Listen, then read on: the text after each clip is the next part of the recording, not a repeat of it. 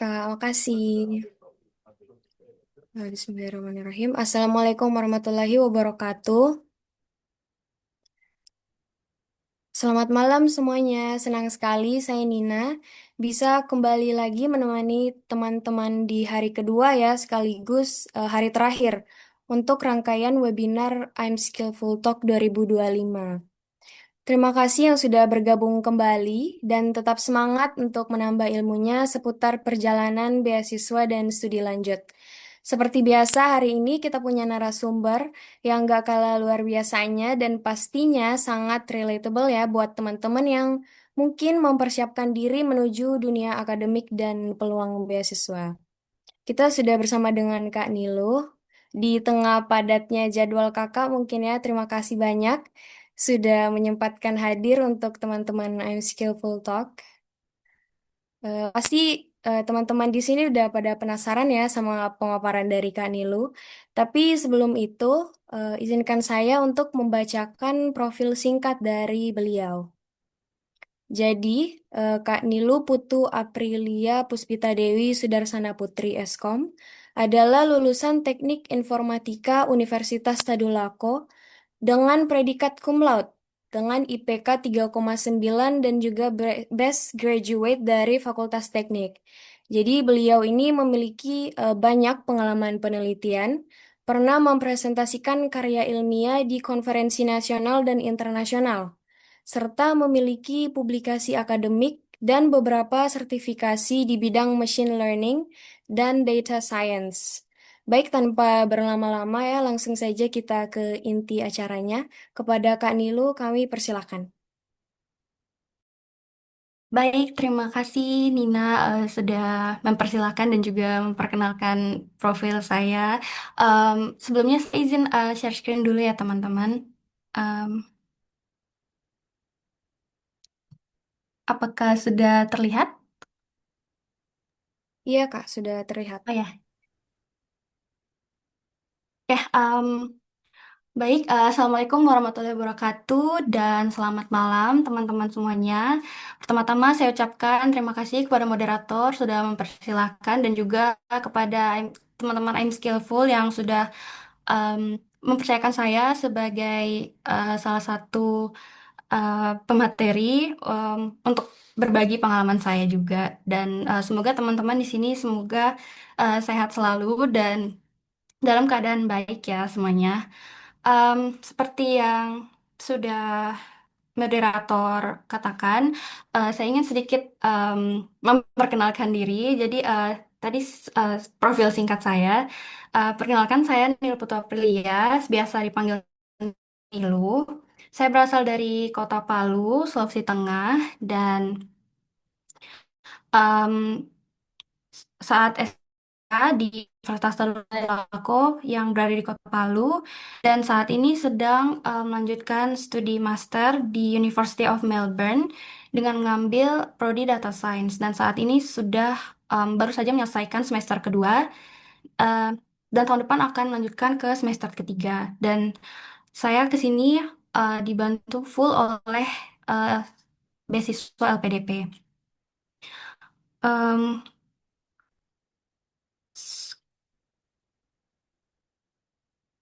oh ya, tadi adalah profil diri saya dan saya ingin sedikit memperkenalkan soal kampus saya saat ini, eh, University of Melbourne atau biasa disingkat UniMelb. Jadi kampus ini berada di salah satu negara bagian di Australia yaitu Victoria, yang tepatnya berada di ibu kota Melbourne.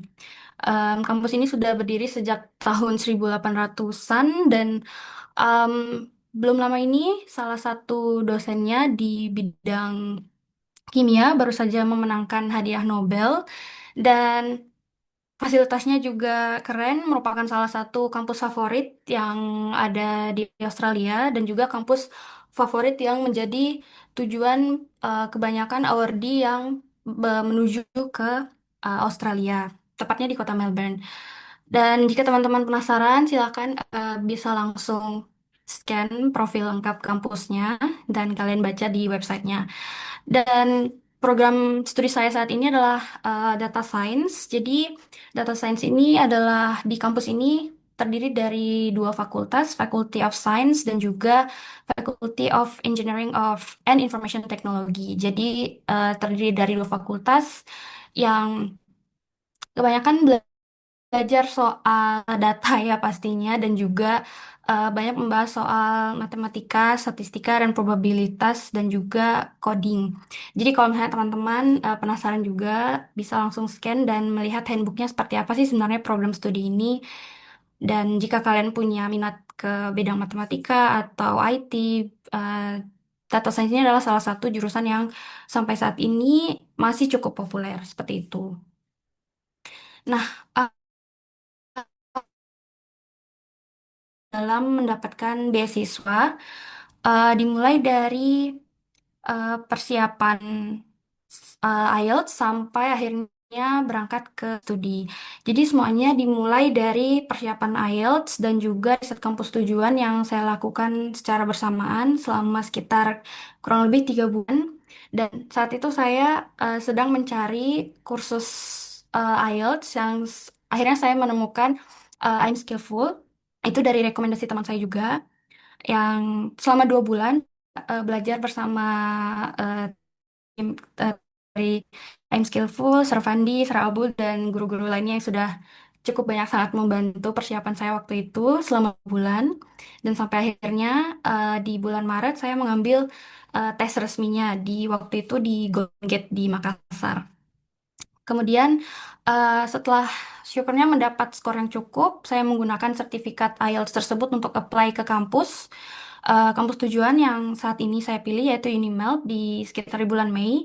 Dan kemudian sekitar 2 minggu itu saya sudah mendapat Letter of Acceptance atau LOA dari pihak kampus itu sekitar bulan Juni. Kemudian em, LOA tersebut saya gunakan untuk mendaftar ke LPDP. Jadi nanti akan kita bahas lebih lanjut soal bagaimana sih skema pendaftaran LPDP ini di slide selanjutnya. Tapi waktu itu sekitar bulan Juli sampai November itu adalah batch 2 dari LPDP di tahun 2024, mulai dari pendaftaran sampai pengumuman di bulan November. Kemudian setelah dinyatakan lulus, saya langsung mempersiapkan dokumen yang dibutuhkan.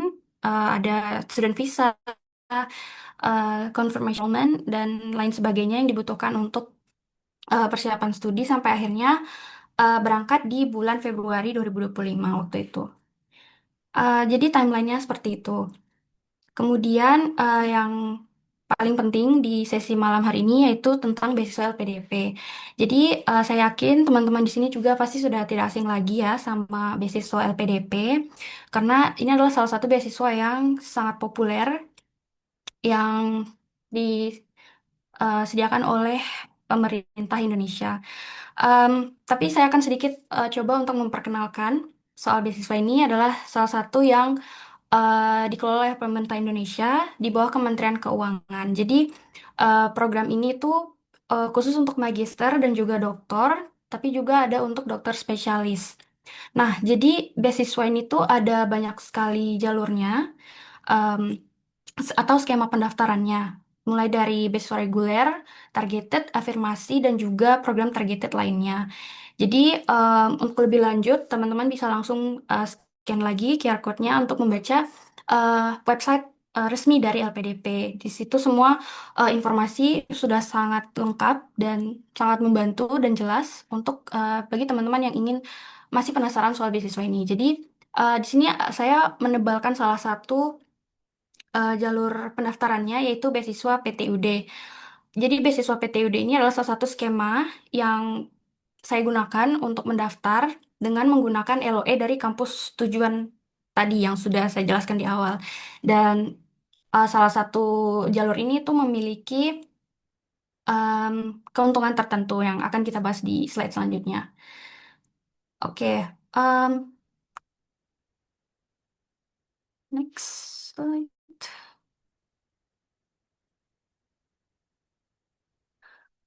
Oke, oke, maaf teman-teman agak lag. Jadi beasiswa PDP ini secara umum satu tahap skema pendaftaran seperti saya sudah mention sebelumnya. Jadi tahapannya itu ada tiga, yaitu seleksi administrasi, seleksi bakat skolastik, ini adalah tes tulisnya, dan kemudian seleksi substansi atau wawancara. Nah, seperti yang saya mention di slide sebelumnya, jika kalian sudah memiliki LOA atau surat penerimaan dari kampus tujuan, kalian bisa skip salah satu tahap seleksinya, yaitu seleksi bakat skolastik, dan bisa langsung ke tahap wawancaranya. Bagaimana kalau misalnya belum punya LOE? Jadi jangan khawatir, kalian tetap bisa daftar LPDP dulu. Kemudian nanti setelah itu mencari kampus. Jadi kalau misalnya belum memiliki LOE, LPDP itu akan eh, meminta kalian untuk mention tiga pilihan kampus jika belum memiliki LOE. Jadi kalau misalnya belum punya LOE, kalian harus punya tiga referensi pilihan kampus yang nanti kalau misalnya sudah LOE, kalian akan diberikan tentang bisa mencari LOA. Jadi skema manapun itu dua-duanya sama-sama bisa possible selama kalian mengikuti semua ketentuannya dengan baik ya. Tapi salah satu keuntungannya kalau punya LOA, kalian cuma bisa memilih salah satu kampus sesuai yang sudah kalian miliki di LOA, kemudian akan bisa langsung ke tahap wawancara. Jadi syarat berkasnya di proses administrasi yaitu secara umum berkas yang dibutuhkan ada KTP, sertifikat bahasa Inggris, kemudian ijazah dan transkrip nilai, surat rekomendasi, dan juga esai. Nah, untuk lebih lengkapnya ini saya sudah sediakan juga buku panduan terbaru dari em, tahap terakhir di batch 2 tahun 2025 ini yang belum lama kemarin baru aja pengumuman di tanggal 27. Jadi, um, next saya juga akan sedikit sharing bagaimana pengalaman saya saat mengikuti beasiswa ini, seleksi beasiswa ini dari mulai persiapan sertifikat bahasa Inggris. Jadi, yang paling penting pertama-tama kalian harus cek skor minimal yang dibutuhkan sesuai dengan tujuan studi. Jadi, tahap mendaftar Pergi kampus. bersama babe mai ambil itu babe mai. Ambil eh, Jadi tahap mendaftar kampus dan juga mendaftar LPDP itu adalah dua eh, tahap yang berbeda ya teman. Mau itu kalian cari kampus terlebih dulu atau mendaftar LPDP dulu atau sebaliknya itu sama saja. Yang penting kalian eh, cek skor minimal yang dibutuhkan. Jadi LPDP maupun eh, kampus tujuan yang pilih itu punya syarat minimal skor IELTS yang dibutuhkan atau skor TOEFL IBT atau skor-skor lain yang em, disyaratkan oleh kampus. Jadi kalau di Unimap sendiri, di kampus saya itu IELTS-nya minimal writing-nya untuk section writing itu tidak boleh kurang dari 6. Jadi perhatikan betul-betul syarat yang dimention di website kampus oleh LPDP itu pastikan sesuai ya teman-teman. Jadi pastikan format tes yang diterima oleh LPDP dan universitas tujuan karena ada selain IELTS dan TOEFL IBT itu tetap menerima em, sertifikat bahasa Inggris yang lain bisa kalian cek masing-masing di website kampus dan juga LPDP. Tapi kalau ingin ke luar negeri yang diterima yang paling sering adalah IELTS dan juga TOEFL IBT. Jadi masing-masing itu beda penilaian skornya dan kemudian yang paling penting juga adalah banyak latihan soal dan simulasi tes. Entah itu kalian bisa kursus atau belajar bersama teman-teman. Jadi cara yang saya lakukan adalah lagi-lagi saya mendaftar ke I'm Skillful dan di sana kami itu banyak sekali diajarkan bagaimana format soalnya, bagaimana kita bisa familiar sama tes IELTS ini. Jadi bagaimana speaking, writing, listening, dan juga readingnya itu dijelaskan dengan sangat baik. Jadi banyak simulasi tes juga. Yang penting bagaimana cara kita untuk bisa familiar dengan contoh soal, dengan soal yang sebenarnya seperti apa. Jadi seperti itu. Jadi sangat penting untuk banyak-banyak latihan soal ya. Dan itu sudah sangat banyak disediakan oleh I'm Skillful waktu itu. Dan juga tes yang tersedia juga di internet kalau misalnya teman-teman ingin latihan sendiri. Tapi yang penting, sangat penting untuk bisa melihat bagaimana format tes di setiap sectionnya. Apalagi untuk IELTS, misalnya di reading seperti apa, section speaking seperti apa, dan banyak juga tips-tips yang diberikan oleh em, guru-guru di I'm Skillful waktu itu. Kemudian eh, selanjutnya, kalau sudah mendapat sertifikat IELTS dengan skor yang sudah sesuai dengan yang disyaratkan oleh LPDP dan juga kampus tujuan teman-teman, pastikan di tahap administrasi untuk LPDP itu disiapkan dari jauh-jauh hari dokumen-dokumen yang sudah saya mention di slide sebelumnya. Karena beberapa dokumen tertentu itu punya masa berlaku dan ketentuan-ketentuan lain yang kita harus hati-hati memperhatikan persyaratannya. Contoh misalnya di sertifikat IELTS, kalau misalnya teman-teman sudah punya IELTS sebelumnya dan ingin memakai sertifikat yang sama dari 2 tahun masa berlakunya, seperti itu. Kemudian ada juga surat rekomendasi. Em, kalau saya tidak salah, mohon koreksi ya teman-teman kalau salah. Tapi waktu itu surat rekomendasi itu tidak boleh lebih dari 1 tahun sejak masa dibuatnya. Jadi surat rekomendasi bisa kalian minta dari pembimbing waktu S1, S2, atau orang-orang yang memang memiliki kapasitas untuk bisa memberikan rekomendasi studi untuk teman-teman.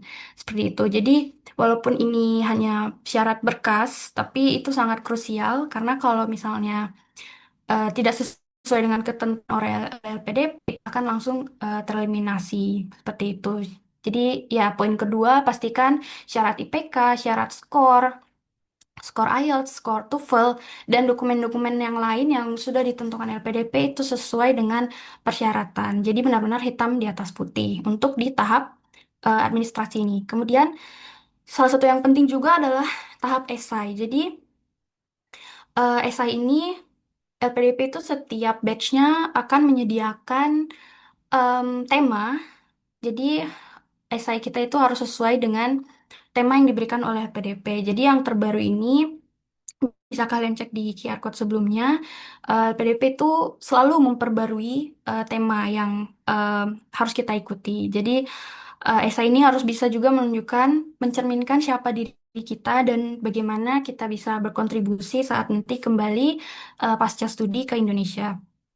Jadi pastikan juga di tahap esai ini jangan hanya menulis soal pencapaian-pencapaian kita saja secara akademik ataupun non-akademik, tapi tunjukkan juga bagaimana keunikan kita dan keinginan besar untuk berkontribusi nanti saat pulang. Jadi nanti kita akan bahas lebih lengkap lagi di slide selanjutnya, tapi yang bisa saya katakan adalah beasiswa ini kan sangat banyak pendaftarnya. Jadi bagaimana cara teman-teman menunjukkan siapa diri teman-teman dan juga apa misi yang kalian tawarkan dan juga pastikan itu unik karena akan banyak sekali pendaftar orang-orang hebat juga di luar sana yang tidak kalah kerennya. Jadi bagaimana caranya kita untuk meyakinkan LPDP bahwa kita ini memiliki keunikan tersendiri dengan misi yang kita bawa di dalam esai kita. Jadi semua itu dituangkan dalam esai.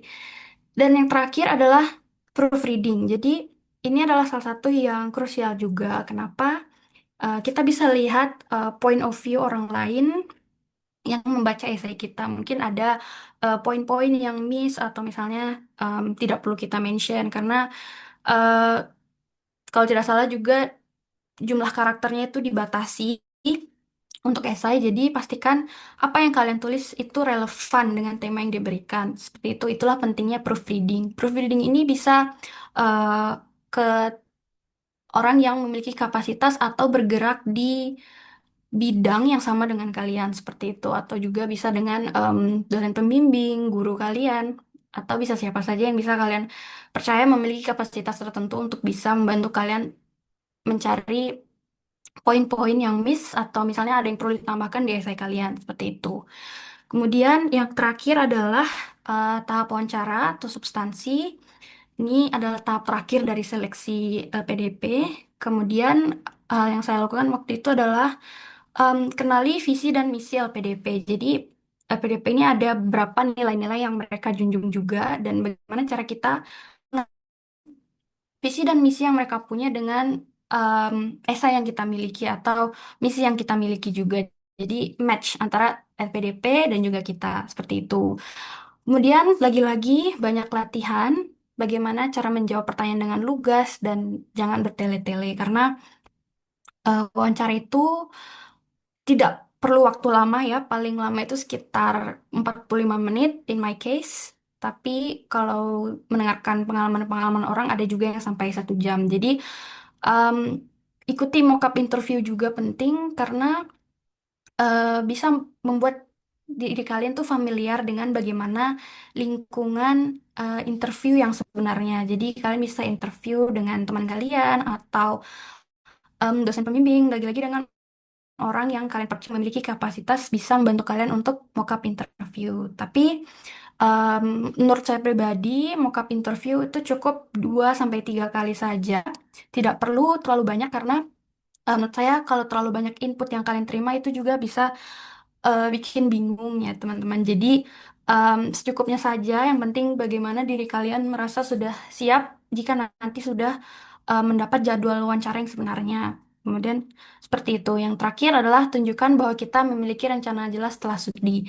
Jadi wawancara itu pada dasarnya adalah bagaimana kita em, menuangkan isi esai kita seperti itu kepada 3 panelis. Jadi nanti di wawancara itu akan ada 3 panelis atau pewawancara yang akan wawancara kita dan memberikan pertanyaan sesuai dengan role mereka masing-masing. Jadi setiap 3 orang ini punya perannya masing-masing di saat proses wawancara nanti seperti itu. Kemudian selanjutnya, oke agak nge-lag lagi.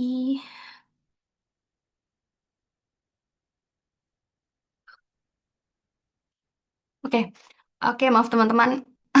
Jadi dari beberapa yang sudah saya paparkan, saya ingin berbagi ke teman-teman apa saja tips yang bisa saya berikan yang memang di Kesku itu works, yang sudah saya lakukan saat sebelum mengikuti eh, seleksi beasiswa LPDP ini. Jadi tidak ada tips yang benar atau salah, tinggal bagaimana caranya teman-teman menemukan apa yang menurut kalian cocok dan menurut saya inilah yang saya lakukan. Jadi yang pertama adalah yang menurut saya juga cukup banyak memakan waktu selain persiapan tes bahasa Inggris, yaitu refleksi diri. Jadi ada pertanyaan-pertanyaan yang saya tanyakan kepada diri saya sebelum akhirnya mendaftar beasiswa LPDP. Yang pertama, apa isu yang paling dekat dengan hati saya? Jadi em, mendaftar beasiswa itu kita pastinya membawa misi masing-masing ya teman-teman. Em, Membawa permasalahan yang bisa kita temukan di sekitar kita. Misalnya yang kalian temukan saat S1, penelitian, atau misalnya saat mengikuti lomba, konferensi, atau dimanapun itu pasti ada pengalaman atau situasi yang mengganjal di hati kalian yang menurut kalian ini masih perlu em, dibahas atau misalnya permasalahan ini belum banyak orang angkat gitu loh. Masih belum banyak orang yang bahas. Seperti itu. Kemudian yang kedua, apakah ada pengalaman yang membuat saya sadar akan isu ini? Jadi seperti yang saya katakan tadi, misalnya saat S1 atau misalnya saat penelitian, kalian ingin lebih mempelajari lagi soal isu yang kalian pelajari waktu S1 dan juga pastikan isu tersebut bukan hanya untuk diri kalian, tapi menyangkut orang-orang di komunitas kalian. Jadi komunitas ini tidak harus yang besar, bisa dari lingkungan terdekat kalian, misalnya lingkungan kampus atau lingkungan organisasi, bisa dari mana saja ya teman-teman. Em, Terus yang ketiga, apa yang sudah saya lakukan terkait masalah ini? Jadi pastikan kalian juga sudah memiliki peran langsung ya, terlibat dengan usaha untuk em, menyelesaikan masalah ini. Jadi tidak harus menyelesaikan sebenarnya, tapi setidaknya kalian sudah punya bukti nyata peran kalian dalam usaha menyelesaikan suatu masalah tertentu. It could be anything seperti itu. Jadi kenapa ini penting? Karena di bagian pertama ini buat saya adalah mostly hal-hal yang membentuk esai saya seperti itu. Jadi untuk membentuk esai apa yang akan kalian tuangkan di esai, apa yang akan kalian tulis di esai itu sebenarnya berangkat dari apa yang kalian inginkan. Kembali ke diri kalian sendiri dulu. Jadi pertanyakan sebanyak mungkin pertanyaan yang kalian bisa kepada diri sendiri, apa yang kalian bisa, bagaimana kapasitas diri kalian dan bagaimana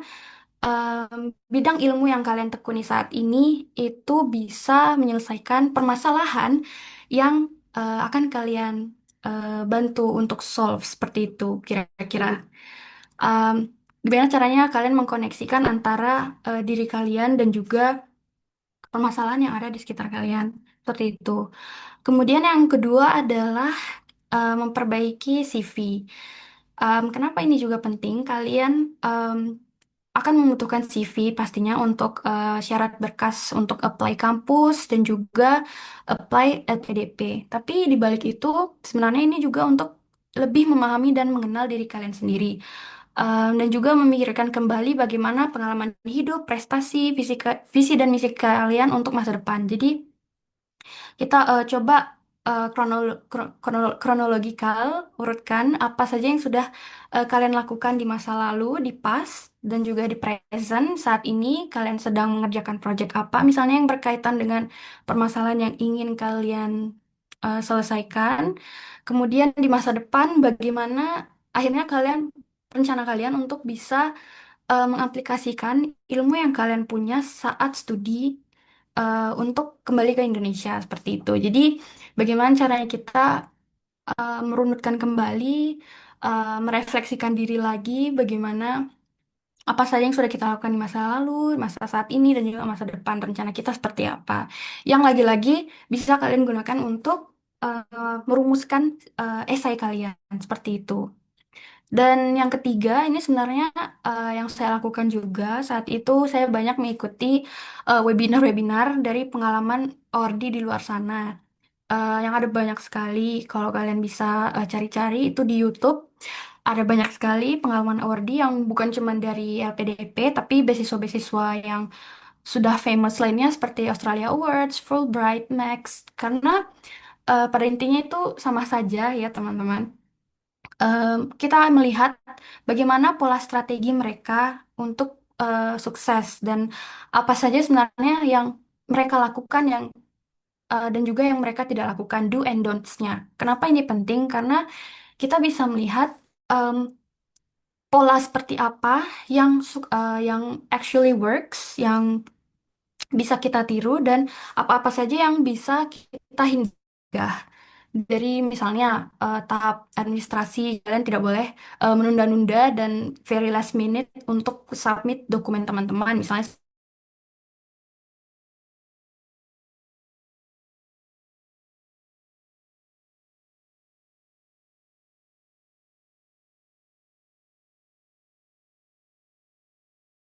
juga tujuan lain untuk mengikuti webinar adalah memperoleh inspirasi dan juga motivasi sendiri. Karena kenapa bukan cuma tugasnya kita bisa lihat dari orang-orang di luar sana di balik semua yang sudah mereka miliki. Dan kemudian yang paling penting bagaimana akhirnya mereka mengaplikasikan ilmu yang sudah mereka dapatkan selama studi yang bisa mereka aplikasikan langsung di bidang mereka saat selesai studi itu sih yang menurut saya sangat membantu gitu. Karena kalian bisa lagi-lagi tidak ada yang benar dan salah. Kita aplikasikan yang cocok, yang tidak cocok ya kita simpan saja seperti itu. Jadi um, do and don'ts-nya yang paling penting karena ada banyak sekali pengalaman yang misalnya works di mereka tapi tidak works di kita seperti itu. Dan yang terakhir adalah be genuine and unique. Jadi seperti yang saya mention di awal, beasiswa itu pasti banyak sekali pendaftarnya, banyak sekali orang-orang hebat, kita semua orang-orang hebat. Tapi yang paling penting adalah apa yang membedakan kita dengan ordi-ordi lainnya atau pendaftar-pendaftar lainnya. Jadi sebenarnya tidak harus melakukan sesuatu yang spektakuler atau dramatis. Itu semua bisa berangkat dari em, perhatian kalian ke permasalahan tertentu yang lagi-lagi ada di sekitar kita. Itu kita bisa temukan di tahap satu tadi. Karena jujur, bagi diri saya sendiri, tahap yang paling lama adalah menemukan sebenarnya apa yang ingin kalian lakukan. Sebenarnya bagaimana kapasitas diri kalian, seperti itu. Jadi, untuk menemukan keunikan diri, kita harus kembali lagi ke diri sendiri, menanyakan pertanyaan-pertanyaan ini, atau bisa pertanyaan lain yang mungkin sudah ada di kepala kalian juga yang mengganjal di hati kalian. Jadi, nggak harus sesuatu yang luar biasa atau spektakuler. Jadi semuanya bisa berangkat dari hal-hal yang sederhana yang berada di dekat kita juga, yang em, kita itu terlibat langsung di hal itu. Dan menurut saya itu lebih bagus karena kita punya bukti nyatanya seperti itu. Kemudian yang terakhir adalah mengaitkan pengalaman past, present, dan future. Itu yang saya lakukan di tahap 2 tadi. Jadi Em, kalau orang-orang bilang itu menemukan benang merahnya. Kenapa ini penting? Karena ini untuk menyelaraskan gitu. Jadi apa yang ingin kita lakukan itu harus apa ya, sejalan dengan misi dari LPDP, kemampuan diri kita dan bagaimana akhirnya kita mengimplementasikan nanti di future plan kita seperti itu. Jadi sangat penting untuk mengetahui kapasitas diri ya teman-teman. Dan sebenarnya permasalahan apa sih yang ingin kita selesaikan atau tidak harus selesaikan, tetapi setidaknya kita tertarik untuk bisa berkontribusi, terlibat langsung dengan eh, sesuatu yang sedang kalian kerjakan seperti itu. Jadi inilah yang saya lakukan. Mungkin kalau ada beberapa yang cocok dengan teman-teman, silahkan feel free to use it. Kalau misalnya nggak cocok juga, ada banyak sekali tips-tips di luar sana yang dari ordi-ordi lain yang mungkin cocok dengan kalian juga seperti itu. Em, kemudian em, mungkin sekian yang bisa saya share kepada teman-teman. Saya mohon maaf kalau dari tadi banyak kesalahan kata atau hal-hal yang kurang berkenan. Jadi feel free untuk kalau ingin diskusi lebih lanjut bisa hubungi melalui LinkedIn, Instagram atau WhatsApp saya. I would be glad to answer your questions dan thank you so much sudah mendengarkan. Saya kembalikan lagi kepada moderator. Terima kasih. Nah, itu tadi teman-teman pemaparan yang sangat inspiratif dan tentunya informatif ya. Terima kasih untuk Kak Nilo atas pemaparannya. Sekarang kita masuk ke sesi yang paling ditunggu-tunggu ya, yaitu sesi tanya jawab. Jadi untuk teman-teman yang masih penasaran atau punya banyak pertanyaan nih, boleh banget untuk diajukan pertanyaannya, boleh on mic atau diketik di chat box. Silakan teman-teman.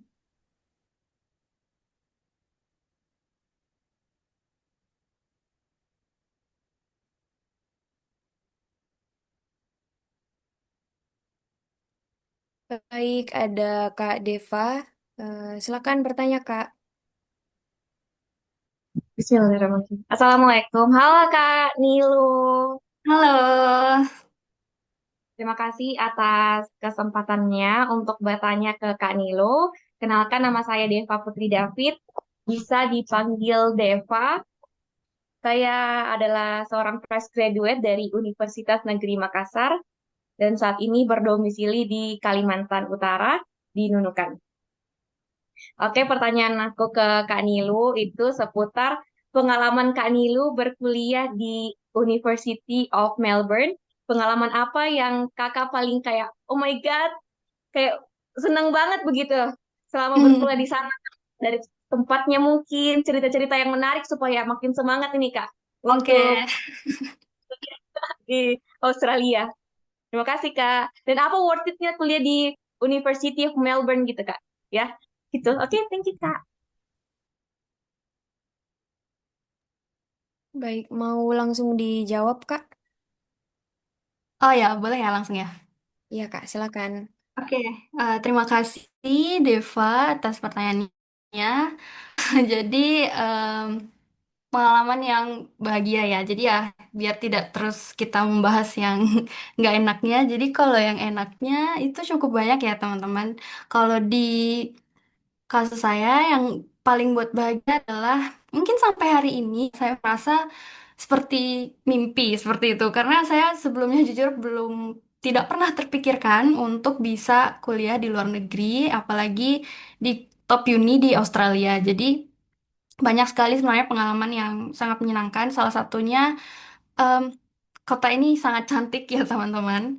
Jadi walaupun cuacanya begitu tidak terprediksi, tapi kotanya sangat cantik. Wah, pokoknya saya nggak bisa menjelaskan bagaimana dan juga em, lebih ke apa ya? Aduh, sampai nggak bisa nih ngejelasinnya. Tapi pokoknya privilege yang kalian dapatkan, kalian bisa bertemu teman-teman dari seluruh dunia, punya relasi yang luas, kemudian fasilitas yang ditawarkan oleh kampus yang memang pengajar-pengajarnya yang luar biasa kerennya, kalian begitu banyak mendapatkan insight baru dari teman-teman di kelas dan juga dosen-dosen kalian. Kalian di sini kalau diskusi dengan dosen itu benar-benar sangat-sangat enak ya, karena mereka itu sangat menghargai apapun pendapat kalian. Jadi diskusinya sangat enak juga dengan dosennya. Kemudian fasilitas ya, terutama mereka punya banyak fasilitas yang keren-keren dan juga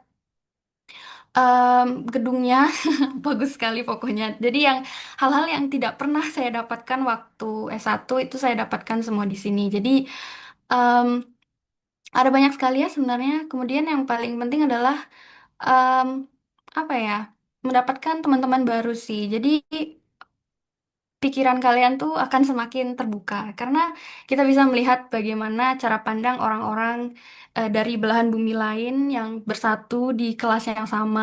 Kemudian kalian bisa bertukar pikiran dan juga melihat bagaimana budaya mereka juga dan akhirnya paham bahwa sebenarnya belajar itu tidak selamanya soal akademik. Jadi ada banyak sekali skill-skill baru yang bisa kalian uh, dapatkan merantau ke luar negeri sendirian, tidak punya keluarga siapapun. Jadi justru itulah yang menurut saya memberikan kesenangan tersendiri karena itu artinya menjadi salah satu kesempatan saya lagi untuk belajar banyak hal baru. Karena ya kehidupan ini ya soal belajar, tidak ada habisnya selama kita masih hidup. Kita pasti akan belajar hal baru. Jadi mendapat kesempatan yang luar biasa seperti ini adalah salah satu hal yang life changing menurut saya, turning back point. Karena bukan cuma soal belajar di kelas, di akademik, banyak pelajaran hidup lain yang bisa kalian dapatkan merantau kuliah di kampus terbaik di Australia. Jadi sangat luar biasa pokoknya rasanya. Tidak bisa, bahkan sampai hari ini itu saya tidak bisa menjelaskan rasanya seperti apa dan semoga bisa jadi motivasi buat teman-teman ya. Jadi di balik semua perjuangan kalian mempersiapkan beasiswa, belajar tiap hari IELTS, belajar wawancara, bikin esai segala macam, percayalah semua akan terbayarkan dan bahkan lebih banyak enaknya teman-teman daripada tidak enaknya walaupun mungkin tidak banyak orang yang menjelaskan eh, tidak enaknya seperti apa tapi eh, di balik semua perjuangan itu pasti akan terbayarkan teman-teman. Jadi ya mungkin seperti itu ya. Semoga menjawab ya Deva. Ya Kak, BTW Kak, kalau begitu kita beasiswa itu nanti sendirian atau bagaimana Kak? Apakah ada temannya sama orang Indonesia gitu atau sendirian Oh, aja? oh banyak. Orang Indonesia sangat banyak ya di sini di kota-kota besar di Australia.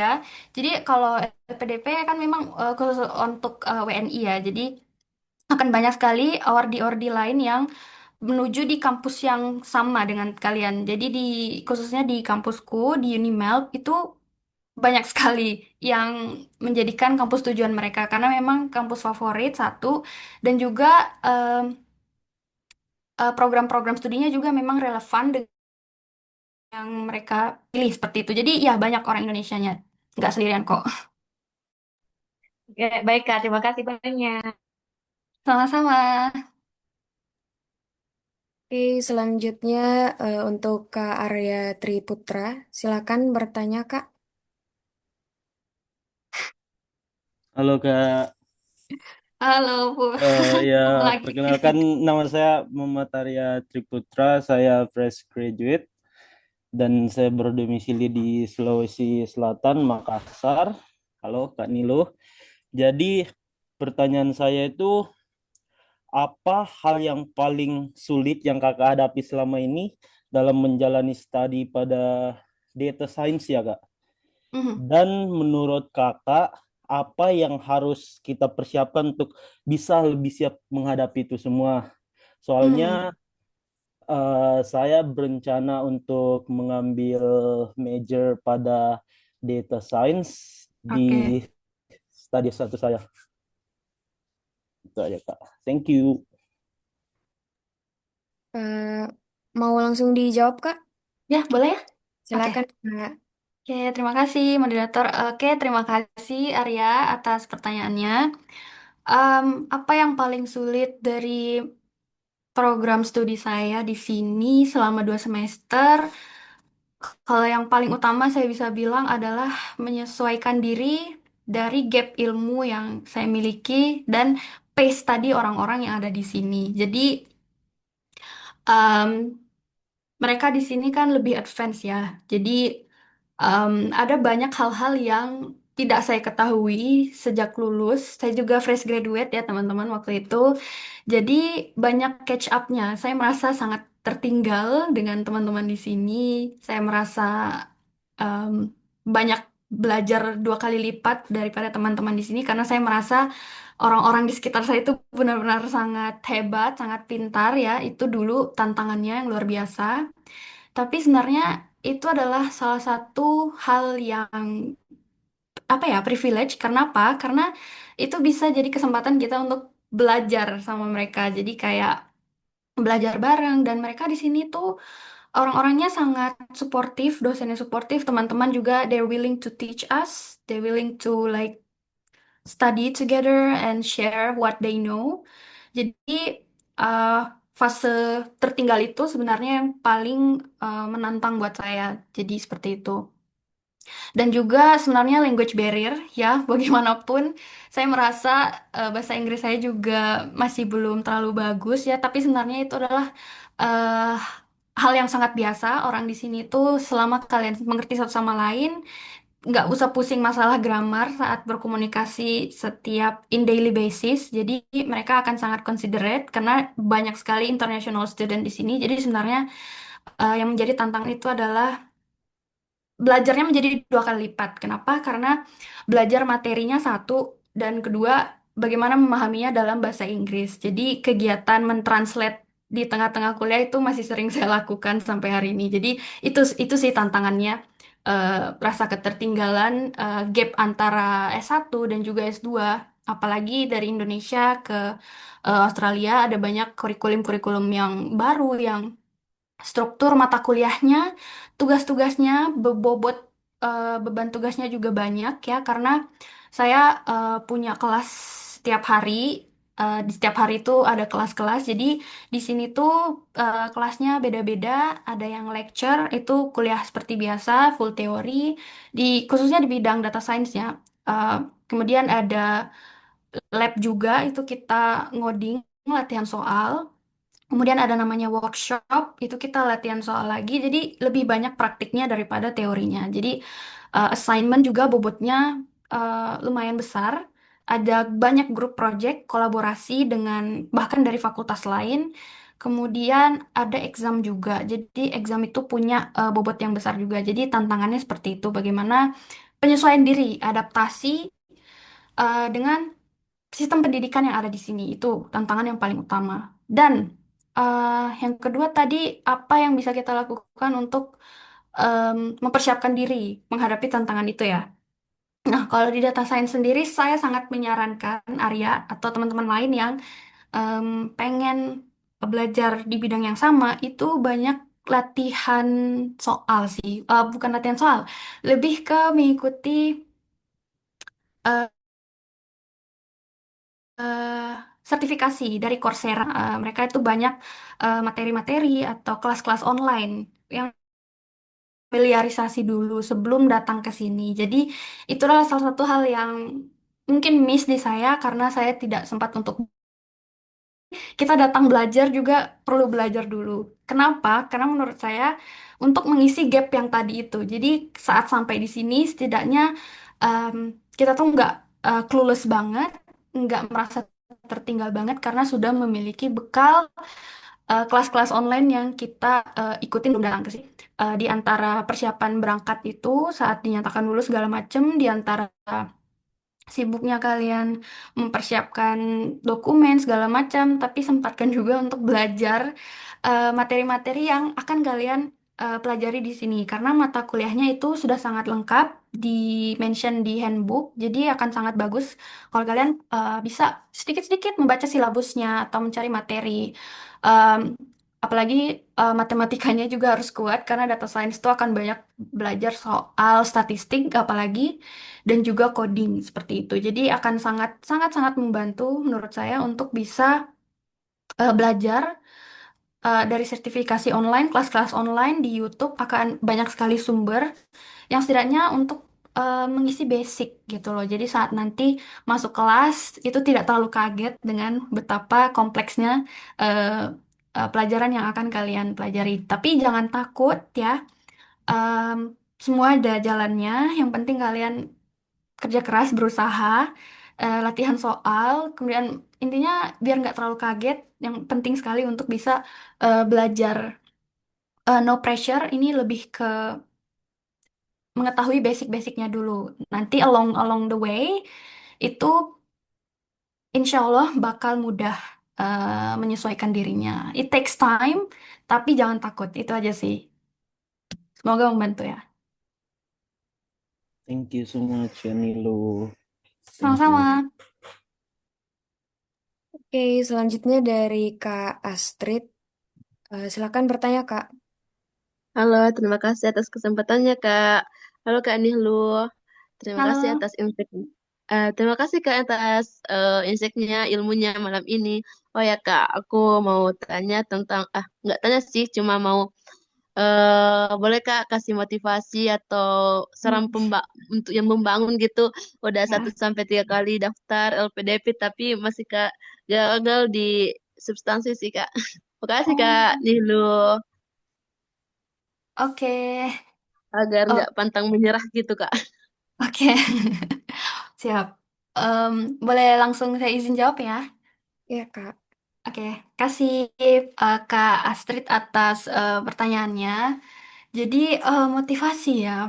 Em, Pertama-tama Kak Astrid jangan apa ya, jangan berkecil hati kalau misalnya belum dikasih kesempatan, karena menurut saya bukan berarti kalau kita tidak terpilih atau tidak mendapatkan apa yang kita inginkan seperti yang kita harapkan, itu bukan berarti kita tidak pantas, tapi mungkin belum saatnya. Ada banyak faktor karena kita nggak bisa ya mengatur bagaimana outcome dari apapun yang kita lakukan.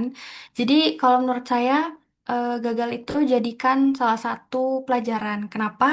Karena saya juga kita semua ya, saya percaya pasti ada banyak apa ya mengalami kegagalan dalam hidup dan menurutku itulah salah satu seni menjadi manusia karena privilege saat masih muda apalagi. Um, Jadi mungkin motivasi yang bisa saya kasih, mungkin nggak neko-neko ya, tapi tetap lakukan apa yang bisa kalian lakukan dan pasrahkan sisanya yang tidak bisa kalian kontrol itu kepada Yang Maha Kuasa, kepada Tuhan Yang Maha Esa. Karena balik lagi, kita cuma bisa berusaha ya sebagai manusia, tapi untuk hasilnya itu tetap Tuhan yang tentukan. Jadi jangan kehilangan kepercayaan karena siapa tahu Kak kalau misalnya bukan jalannya di LPDP, ada banyak cerita orang di luar sana yang akhirnya mencoba beasiswa lainnya karena jujur ada banyak sekali beasiswa, kesempatan beasiswa dan bukan cuma LPDP, LPDP kan banyak sekali ya yang sudah ikuti dan mm, yang begitu famous, tapi ada beasiswa lain yang tersembunyi, yang tidak banyak orang tahu, yang belum banyak orang ikut. Kenapa? Waktu itu saya juga awalnya AS Dan sampai akhirnya saya memutuskan untuk mencoba beasiswa LPDP. Jadi eh, itu banyak sekali list-list beasiswa yang tidak banyak orang tahu dan saya juga baru tahu waktu itu. Jadi silakan coba tebar jala seluas mungkin gitu loh. Jadi dicoba semua beasiswa yang ada dan pilihan negaranya juga tidak kalah keren juga. Ada yang ke Eropa, ada yang ke Asia Tenggara juga, khususnya seperti Malaysia dan juga Singapura, Thailand, dan juga Australia yang paling populer. Ada banyak sih. Jadi jangan apa ya, jangan pantang menyerah. Itu aja sih. Tapi saya juga mengerti rasanya Kak. Kalau gagal pasti sedih, pasti motivasi hilang. Kayak oh rasanya nggak pengen coba lagi. Itu sangat wajar, sangat valid. Tapi yang penting bagaimana setelah itu kalau sudah merasa lega, sudah merasa baik-baik saja, bagaimana caranya Kakak dan teman-teman lain untuk mencoba lagi, mencoba lagi. Karena selama masih hidup, kesempatan tuh sangat banyak, sangat luas. Jangan takut untuk mencoba lagi, karena kita tidak tahu rezeki itu ada di yang mana. Kalau kita tidak mencoba kan sudah pasti gagal ya, sudah pasti nol. Tapi kalau misalnya kita mencoba, akan ada peluangnya. Jadi walaupun kita tidak tahu hasilnya berhasil atau gagal, yang penting kita sudah coba dan itulah yang menurut saya paling penting. Jadi kalau saya sih kalau bisa dibilang satu kata, just do your best and let God do the rest. Jadi, lakukan apa yang bisa dilakukan, cari sebanyak mungkin info beasiswa, bagaimana cara daftarnya, banyak membaca, banyak berusaha, dan setelah menyelesaikan apa yang kalian bisa,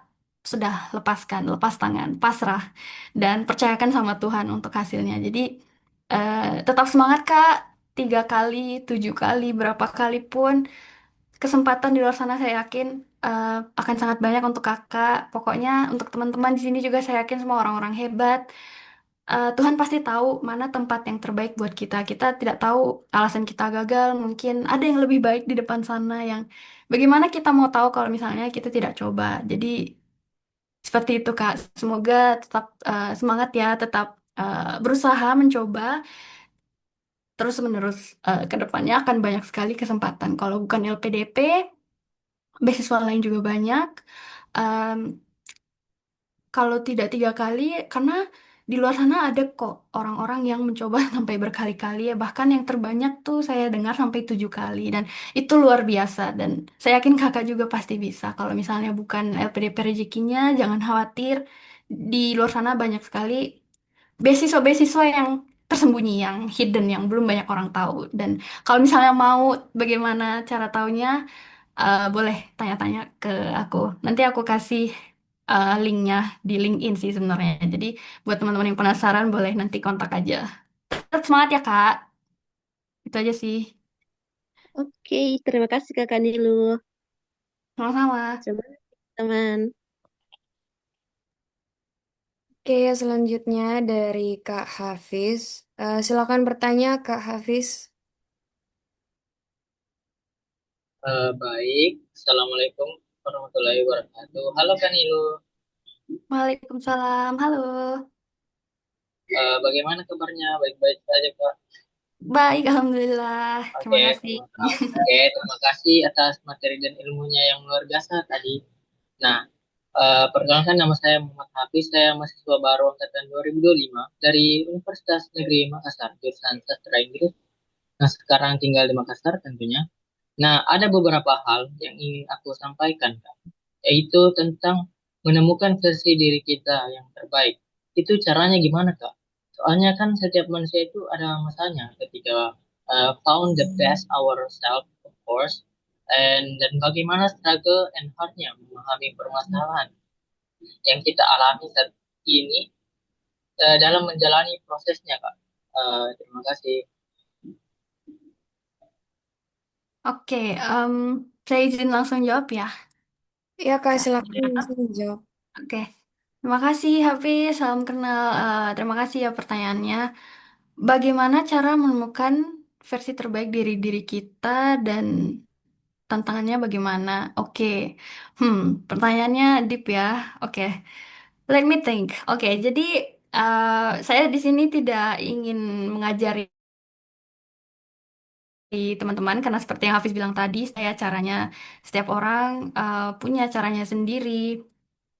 Di sini saya akan sedikit share mungkin dari sisi saya apa yang saya mungkin bisa dicontoh oleh teman-teman. Semoga bisa jadi versi cara menemukan versi terbaik dari diri kita mungkin ini terkait menemukan ini ya visi misi ya refleksi diri di tips yang tadi ya Hafiz. Menemukan misi yang sesuai apa permasalahan yang ingin kita tuju untuk studi ya. Oh iya Kak. Kalau boleh saya Oh iya Kak. Oh sama ini, aku lupa ngasih pertanyaan. Nah, pertanyaanku, bagaimana cara menyelesaikannya secara perlahan, Kak? Dan bagaimana kita menemukan something important for us? Gitu. Oh iya, Oke, jadi oke, oke, terima kasih. Jadi kayak menemukan em, misi yang ingin kita lakukan, problem apa sebenarnya yang ada di sekitar kita yang bisa kita jadikan tujuan studi. Seperti itu ya. Oke, kalau saya waktu itu em, menemukan misinya adalah waktu itu di kota asal saya, di kota Palu, Sulawesi Tengah, tahun 2018 silam. Itu adalah salah satu pengalaman yang cukup traumatis ya buat saya. Kenapa? Tapi inilah yang menjadi awal titik balik yang mengantarkan saya untuk studi lanjut. Jadi waktu itu Kota Palu dilanda 3 bencana sekaligus di tahun 2018 silam. Dan salah satu daerah terdampak adalah di desa saya, di tempat tinggal saya di Desa Petobo lebih tepatnya. Mungkin kalau ada teman-teman yang pernah mendengar soal ini. Jadi waktu itu di 28 November tahun 2018 ada bencana gempa bumi, tsunami dan juga likuifaksi. Jadi eh, 3 bencana all at once. Dan salah satu likuifaksi adalah bencana yang menyebabkan lapisan tanah teratas itu menjadi seperti lumpur ya. Jadi kayak air dan tanahnya itu mencair dan akan menyapu apapun yang ada di atas tanah. Jadi desa saya itu hampir hilang dan saya menjadi salah satu korban selamat juga. Dan apa yang menjadi motivasi saya dari kejadian yang traumatis itu? Jadi waktu itu bencana likuifaksi belum banyak diketahui dan yang terjadi lagi dari beberapa dekade sebelumnya. Jadi itulah yang memotivasi saya untuk mempelajari em, soal bencana ini. Jadi waktu itu dari 2018 sampai sekarang belum banyak orang yang mempunyai usaha atau upaya untuk membangun kembali kota seperti itu. Jadi karena orang-orang belum punya awareness atau kesadaran tentang bencana tersebut. Makanya waktu itu korban jiwanya cukup signifikan karena siapa yang tahu bahwa akan ada bencana likuifaksi karena kalau biasanya kan gempa tuh sepaket sama tsunami tapi itu kan untuk daerah pesisir dan waktu itu em, rumah saya bukan di daerah pesisir jadi waktu itu likuifaksinya cukup parah di beberapa titik dan kenapa data science kenapa karena data science itu cocok di segala bidang dia sangat versatile karena semuanya soal data. Jadi data-data bencana, data-data kebencanaan yang saya dapatkan itu bisa dijadikan penelitian yang akhirnya jadi misi saya untuk studi di sini seperti itu. Jadi bagaimana caranya kita bisa kalau misi saya saat ini adalah untuk memetakan bagaimana titik-titik rawan bencana khususnya untuk likuifaksi. Jadi itulah keunikan yang pengalaman yang traumatis, tapi sebenarnya di balik itu bisa membantu saya untuk merencanakan eh, rencana studi saya seperti itu. Jadi saya ingin belajar lebih lanjut bagaimana soal bencana tersebut dan akhirnya bisa menjadikan bencana, maksud saya menjadikan em, apa yang sudah saya pelajari di sini terkait bencana tersebut untuk bisa diimplementasikan saat pulang nanti. Harapannya seperti itu. Jadi em, itulah yang membuat mungkin saya punya misi yang unik karena sebenarnya eh, siapa yang tahu kalau bencana tersebut akan terjadi dan sebenarnya Indonesia juga kan rawan sekali bencana, ada berbagai em, macam bencana yang bisa dan bahkan baru-baru ini kita dengar bersama saudara-saudara kita di Sumatera ada bencana banjir juga dan eh, itulah sebenarnya bagaimana kita memanfaatkan background diri kita, bagaimana eh, di kasus saya asal daerah saya yang masih bencana likuifaksi, apalagi yang masih jarang dibicarakan orang seperti itu. Nah, jadi mungkin seperti itu ya, eh, teman-teman, bagaimana caranya kalian menemukan misi yang sesuai. Jadi, it could be from anywhere, tidak harus menjadi korban bencana dulu ya, tapi di kasus saya seperti itu. Tapi kalian bisa dapatkan misi yang sesuai ya, sesuai yang ditanyakan saudara tadi.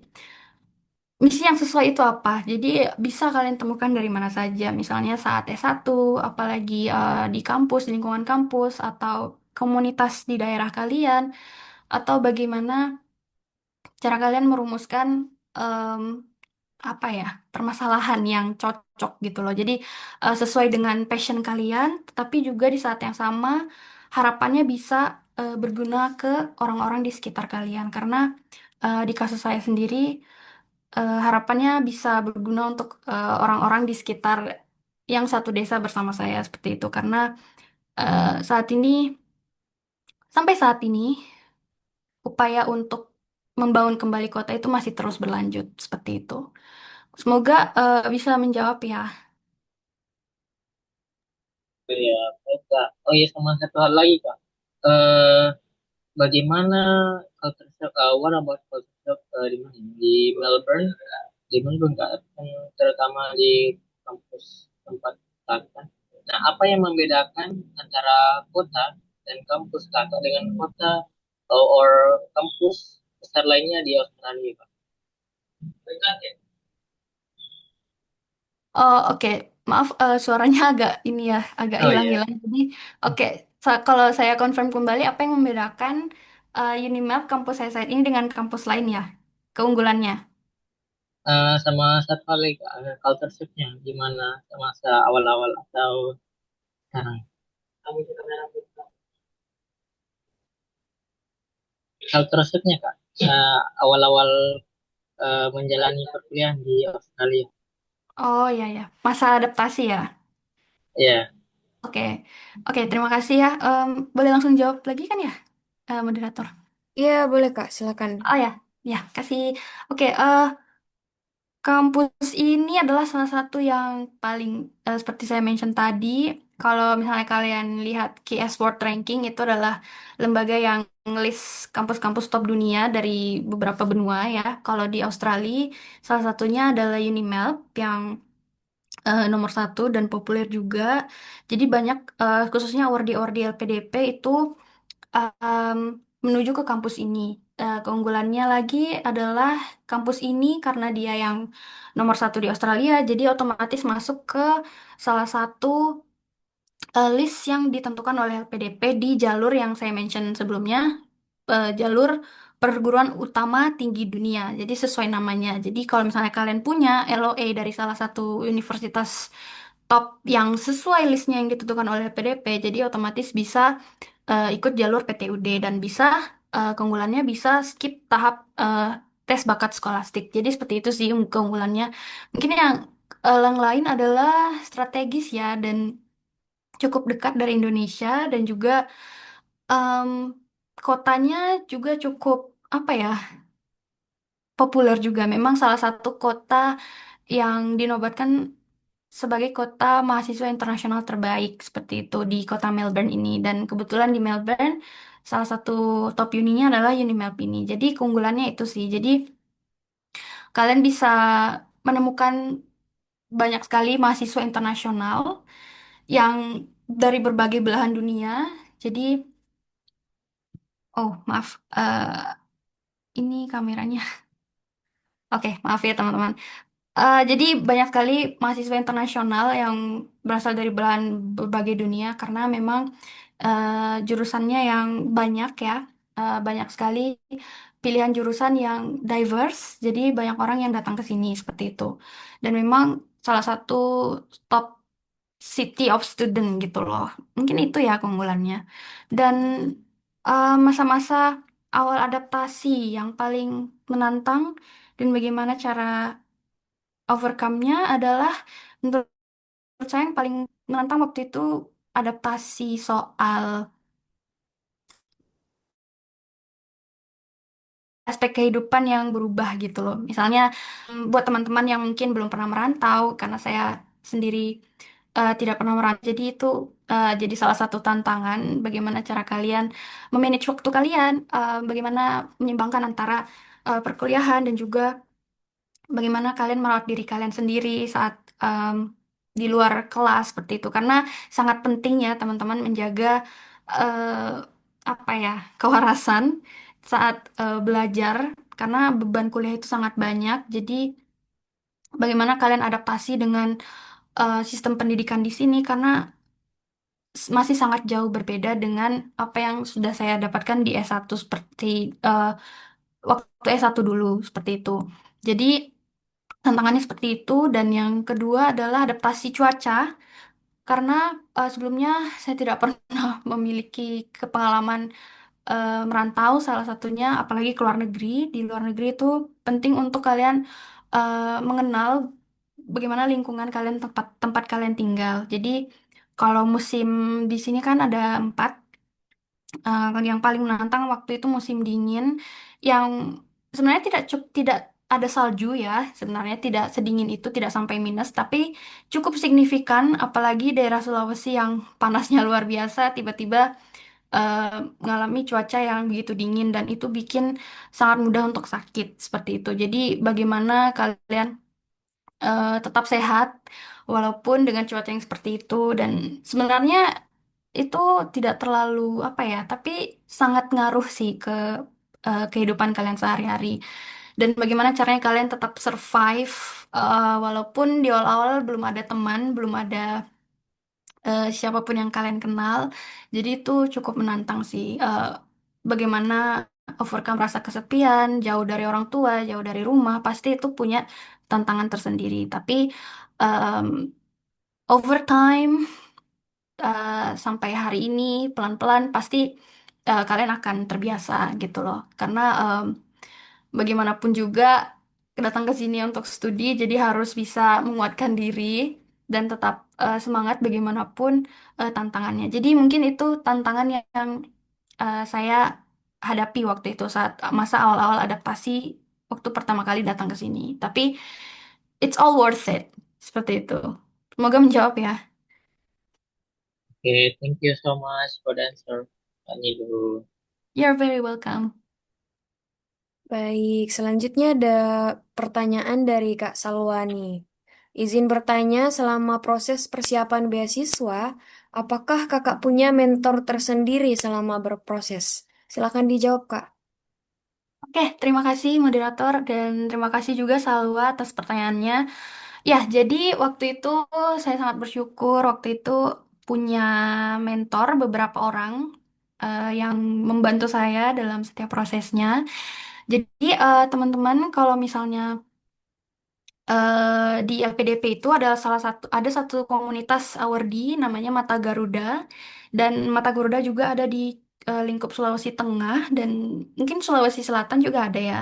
Jadi mereka itu membuka mentoring. Jadi mereka kalian akan dapat di-assign ke mentor-mentor yang memang sudah berpengalaman yang sudah menjalankan studi yang akan membimbing kalian dalam proses pendaftaran beasiswa. Jadi saat itu misalnya wawancara atau esai itu akan dibimbing sama mereka. Jadi waktu itu saya punya mentor yang membantu saya dari Mata Garuda. Nah, selain itu, jadi kalau kalian misalnya kepo dan mungkin peluangnya kalau di Sulawesi Tengah kemarin waktu tahap 2 LPDP yang tahun ini itu mereka juga membuka program mentoring dan kebetulan saya juga sempat mementori 2 orang teman saya.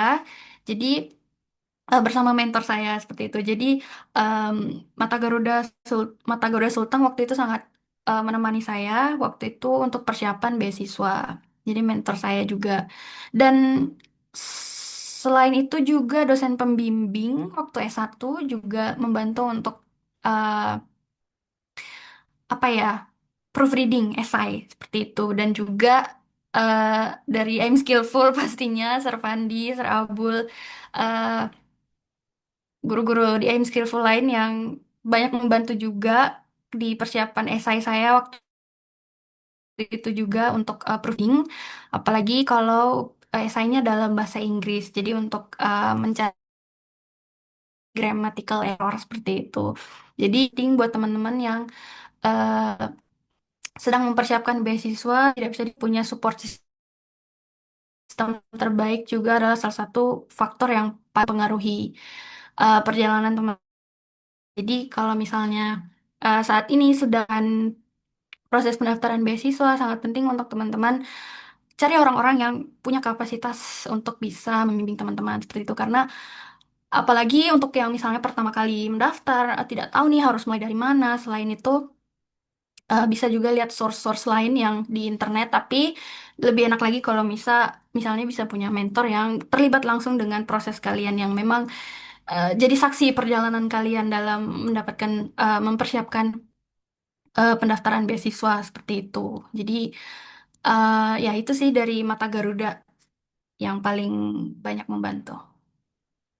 Semoga menjawab ya. Semoga menjawab ya Kak Salwa. Selanjutnya ada pertanyaan lagi nih dari Kak Aktar.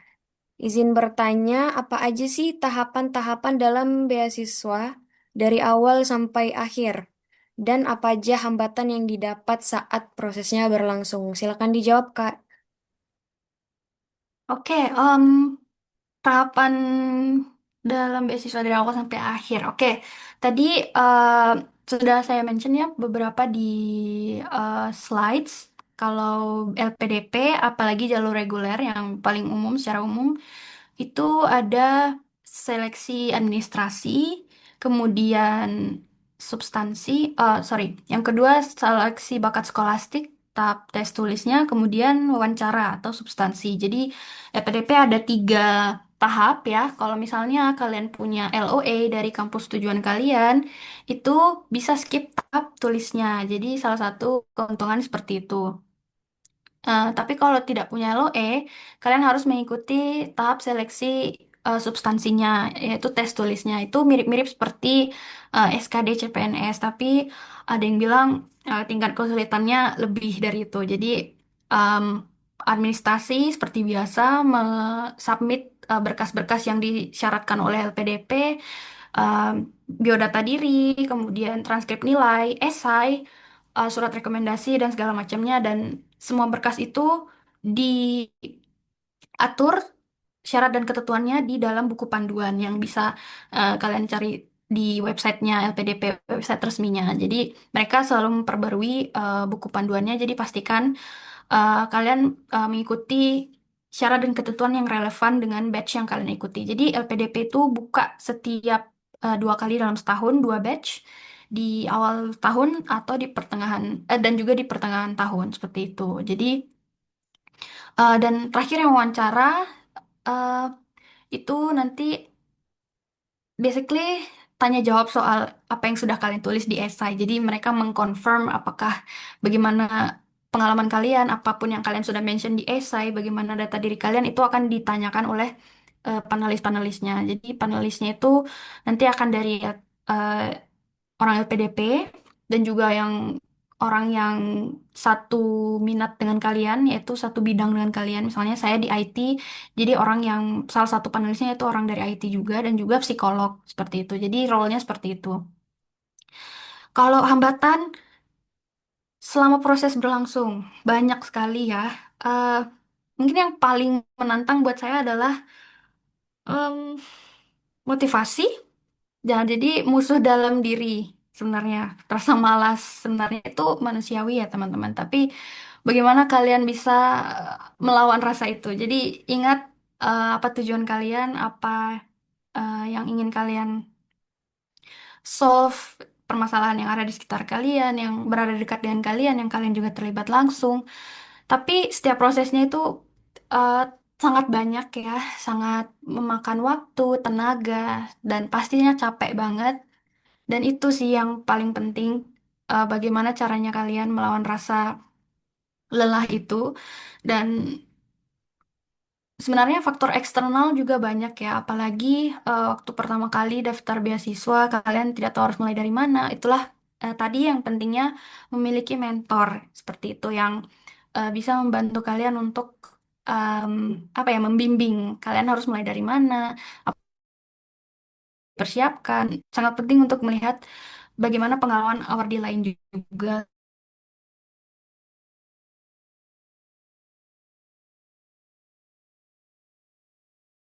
tuh. Jadi hambatannya, tapi em, itu semua bisa di apa ya, di overcome seperti itu.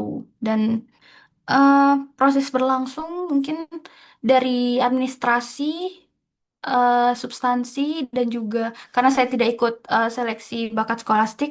Kalau misalnya kalian harus ikut bakat skolastik juga, pasti tantangan hambatannya adalah em, kalian harus belajar juga banyak latihan soal karena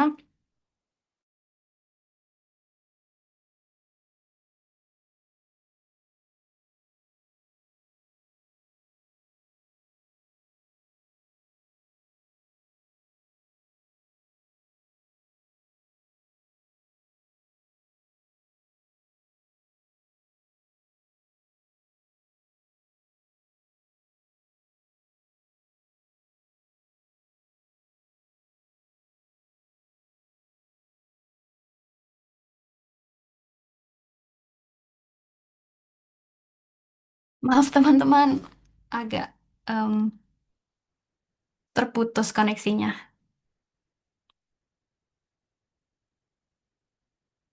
Hmm. Ya mungkin itu aja sih. Baik, untuk Kak Aktar, barangkali sudah terjawab ya pertanyaannya. Apakah masih ada yang mau bertanya, teman-teman?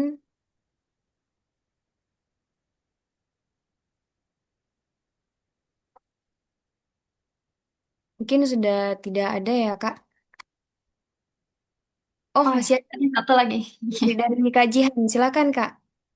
Baik, terima kasih atas kesempatannya. Perkenalkan, nama saya Jihan Ramadhani dari Universitas Negeri Makassar, mahasiswi semester 1. Nah, kan tadi Kakak Nilu udah ngebahas nih seputar tes IELTS atau TOEFL, yang memang tes tersebut itu umum digunakan untuk melanjutkan studi ke luar negeri. Nah, pertanyaan saya itu, how about Duolingo English Test? Nah, apakah di universitas kakak di Melbourne University itu juga nerima Duolingo English Test? Nah, itu pertanyaan yang pertama. Nah, untuk pertanyaan kedua, kan setiap universitas itu, apalagi universitas di luar negeri, itu kan punya ciri khas atau keunikannya masing-masing ya, yang ngebuat dia itu beda dari mungkin universitas yang lain. Nah, kalau di Universitas Melbourne sendiri itu dia misalnya fokusnya itu di mana? Apakah dia fokus pada penelitian, riset, atau seni gitu?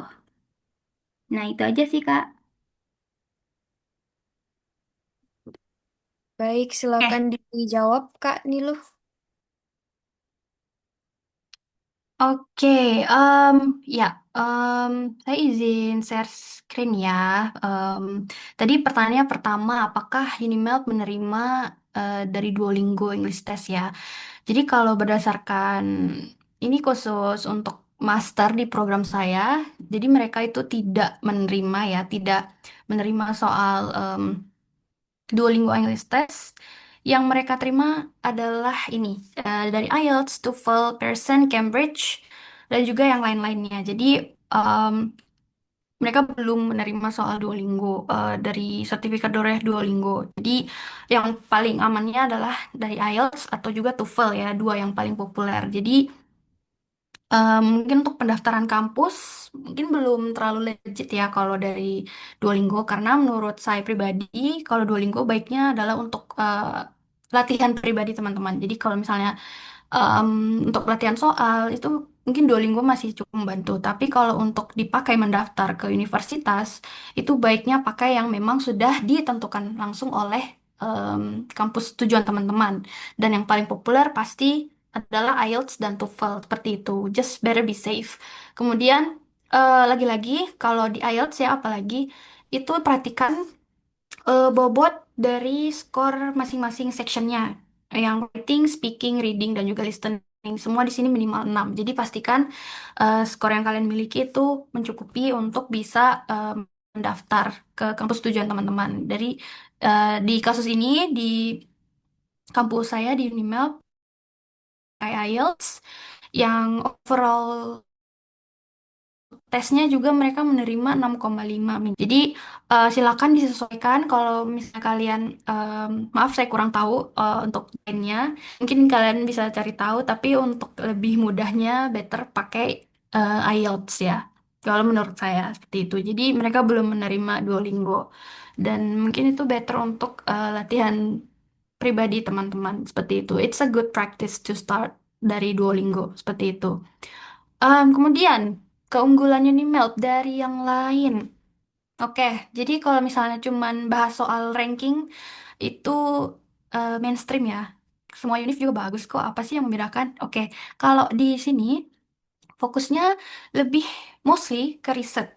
Uh, jadi kalau misalnya kalian pengen riset, itu kalian bisa cari pembimbing langsung di sini. Jadi kalau misalnya di program saya, apalagi itu mungkin unik ya, case by case. Kebetulan di program saya itu kalian bisa melakukan di Master of Data Science itu punya dua fokus, bisa untuk riset dan juga untuk internship kerjasama dengan company-company tertentu seperti itu. Jadi mereka memberikan pilihan untuk kita mau ke riset ataupun ke internship seperti itu.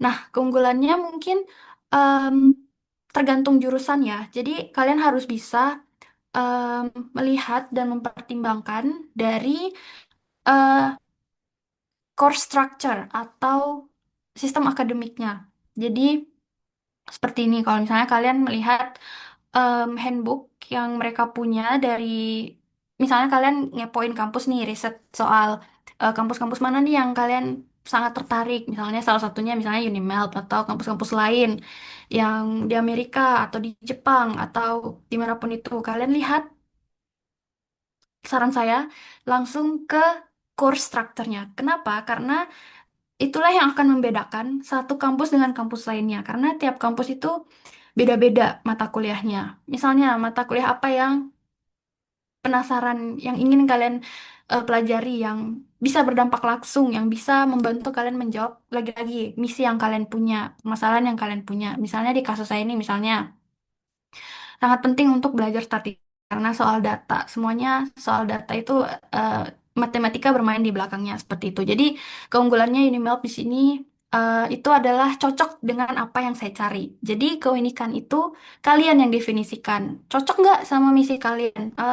Menjawab nggak kira-kira pertanyaan yang kalian miliki? Karena kalau misalnya kalian kepoin ya core structure dari masing-masing uni itu mereka juga mention dengan lengkap mata kuliah apa yang akan kalian pelajari saat masuk nanti. Dan so far sudah 2 semester saya lalui dan memang sesuai dengan apa yang mereka cantumkan di website mereka. Jadi semua infonya bisa kalian temukan di website kampus tujuan kalian, manapun yang kalian tertarik. Jadi belum tentu ya yang rankingnya lebih bagus itu cocok dengan apa yang menjadi misi kalian. Jadi seperti itu. Jadi tiap kampus punya struktur course-nya masing-masing, keunikannya kalian yang definisikan sendiri. Uniknya kenapa?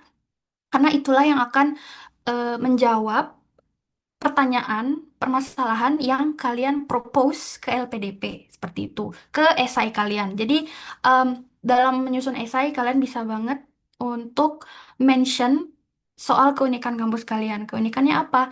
Oh, karena memiliki mata kuliah yang ingin saya pelajari atau mata kuliah yang bisa membantu saya menjawab permasalahan A, B, C, D, E. Dan juga yang penting adalah dosennya. Jadi dosen di sini tuh ada banyak sekali dan mereka semua sangat-sangat keren.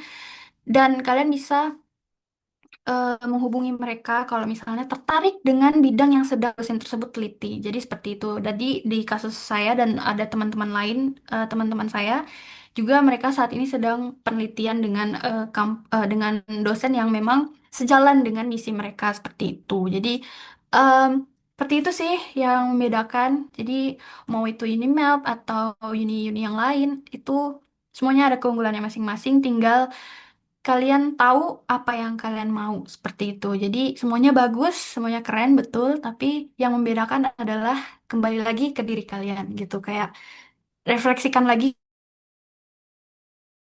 ke diri sendiri. Oh, misalnya matkul di kampus cocok nih, tapi rankingnya di bawah yang ini. Nah, jangan terbutakan oleh ranking teman-teman, karena semua kampus tuh bagus.